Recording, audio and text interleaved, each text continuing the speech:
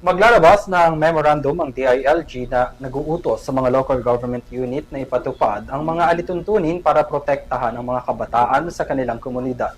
Sa ilalim ng Child Protection Policy, tututukan ng mga lokal na pamahalaan ang lahat ng kaso na may kinalaman sa pang-aabuso.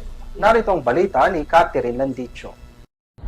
Iniutos ng Department of the Interior and Local Government o DILG sa mga local government units o LGUs na paigtingin ng mga ito ang pagpapatupad ng Revised Child Protection Protocol kung saan ito ang pagpapaigting at pagnabilis sa pagtugon sa pag-aasikaso ng mga kaso ng mga batang inabuso.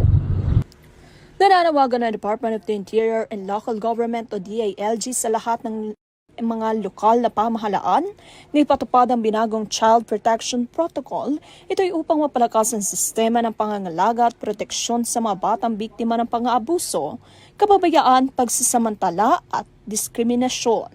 Sa ilalim ng DILG Memorandum Circular No. 2026-036, inaatasan ng mga LGU na paigtingin ang kanilang mga child protection policies, serbisyo at case management system upang matiyak ang mas mabilis at mas maayos sa pagtugon sa mga kasong kinasasangkutan ng mga bata.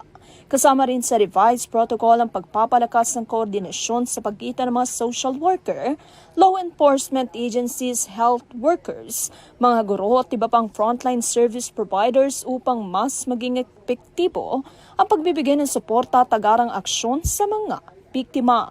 Ayon sa DILG na in-update ang bagong protocol ng 2013 guidelines upang maiayon ito sa mga umiiral na batas at sa mga bagong hamon sa pangangalaga at proteksyon para sa mga bata.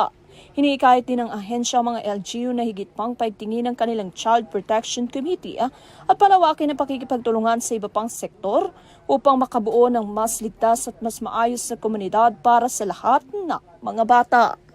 Para sa TV News, Catherine Landicho, sumasaludo sa bawat Pilipino.